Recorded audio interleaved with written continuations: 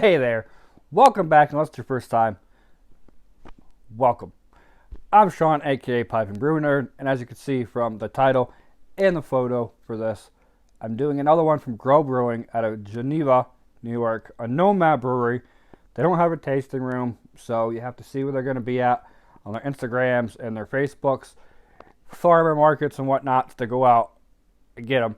Unless you know bottle shops, then you can go pick up their cans that they deliver themselves. And this is from their American Stout series that they have called our Dark Bloom, as you can see, and I'll show the art in a minute.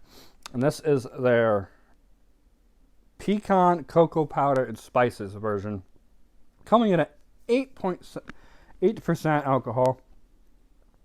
So this is their series. I've missed a few from the series. This is the first one I've had from them. Beautiful artwork on it, like always. These guys knock it out of their park with the artists they get. And the artist on this one is Abby Fitz again. She's been on a number of these. This was canned 10/17/2023. The time of this recording, it is the end of November, so it has been in the can for over a month, maybe about a month and a half at this point in time. So, on the fresher side, but it's a stout. It's 8%. I'm not too worried. Like I said, it's got toasted pecans, cocoa powder, and spices. I know of at least one other YouTuber that has done this, and that is Joe over at Beer Patrol. I have not watched his video as of yet. He put it up. I wanted to watch it, but I don't want anything to cloud my mind, impede my judgment, whatever you want to call it. So I'm going to break into this and see what she's like. I have had this since from it was like about a week old in the can. I picked this up and put it away because I wanted to save it for Thanksgiving time. And that's where I'm at now. Beautiful, dark black, oil ridden. A little bit of oranges amber right at the tip. Right at the tippy tip on the bottom there. Barely see it. It had about a finger's worth of that mocha, dark khaki, like the dark khaki kind of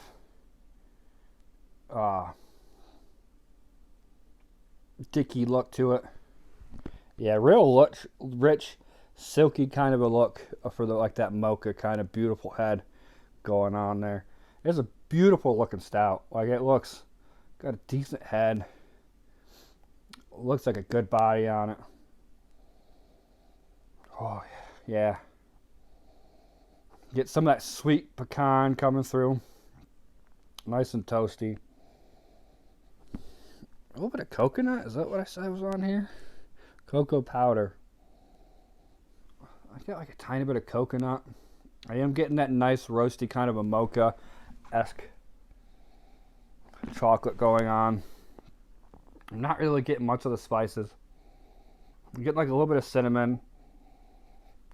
Maybe like a little bit of nutmeg coming through as well. I'm not sure what spices they use in here. But like I said, I was able to get some cinnamon, some like nutmeg.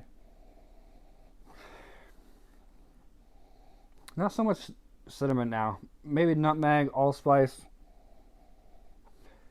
And might be a tiny bit of cinnamon coming through on the nose there. Not much. But yeah, I'm getting that pecan sweet smell. Decent roast going on there too. Smells like it should be delicious. Let's get a drink on her.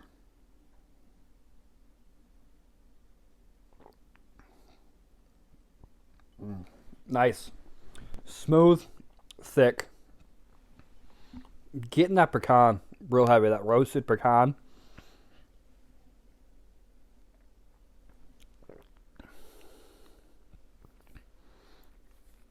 Deep, dark cocoa powder. I know it's just cocoa powder, like that baking cocoa. Real deep, dark, decadent.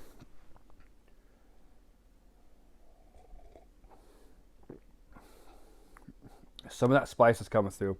Getting some of that like a light cinnamon, some of that like allspice kind of. If you ever had like a homemade chocolate cake, a lot of recipes call for cinnamon in it. Believe it or not, like a lot of them do. And that's kind of what this tastes like a homemade chocolate cake with like that cinnamon mixed in there with like a pecan, kind of like a, what is that icing?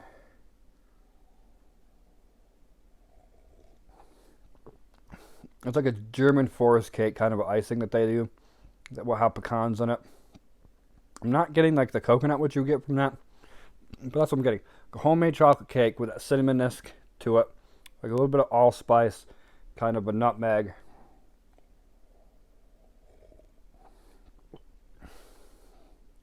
Yeah, that pecan is nice. If they threw a little bit of coconut in this, it would be like a German chocolate. I think it's like a coconut pecan icing that you can get. And that's what this is reminding me of. And it is a little drying in the back of the throat. Not too horrible. Decent dryness in the back of the throat. At 8%, it hasn't quite warmed up enough yet. I haven't really set this out that long. It's only out maybe 5 minutes at the most before I cracked her open. Some warming in the back of the throat now.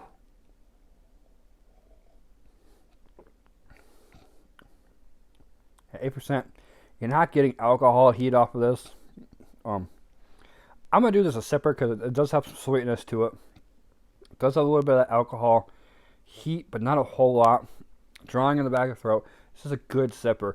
This is like a good dessert sipper. It's not overly sweet. You don't have to have this as a dessert beer, but that is definitely an option to have this as a dessert beer. It's got the perfect thickness to it. It's got the perfect roastiness to it. And I can't say that I'm surprised. Everything that I've had from these guys has been fantastic or extremely good. So like the lowest it's been is extremely good. Most of the time it's fantastic. I think I've only had like one IPA from them that I wasn't over the moon about, but I also didn't hate. It just wasn't clicking all the way for me. And that's what these guys seem to be really known for, is their IPAs. Big on the hazies.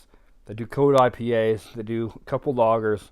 I mean, they do everything. I'm not saying that they are an IPA brewery, but it seems to be their bread and butter, which makes sense. They sell. This shows me they can do it all. I know that they've had an Oktoberfest, or at least a Marzan out there. I missed out on that one. I've had a couple of their whole IPAs. I've had a couple of their lagers. Every time I see these guys do something, I get excited. Grow Brewing, if you can get your hands on these, get your hands on these. I think I paid almost $6 for this one because, you know, it's stout. It's on the heavier side. I think it's between 5 or 6 what I paid for this. Usually, I could pick up one of their IPAs for under $5. I can usually get a can of these guys for like 4 something, which to me isn't bad at all. Like I said, I believe I paid 5 to 6 for this. I can't really remember off the top of my head exactly how much I paid for it, but it's worth every penny either way. If you can get your hands on these guys, without a doubt, do it. This is a 4.2 all day long for me. Maybe a 4.25. I could put this up with Minted from Hot Butcher. Fantastic brewery. If you want some more reviews from these guys, if you haven't followed them yet, Beer Patrol, Joe, follow him. The FLX guys, they do reviews for these guys. Check them out. I believe Kyle over at No Hype has done a few for these guys. So give them a check out. The Western to Central PA, yeah, not PA. The Western to Central New York guys are all over these. So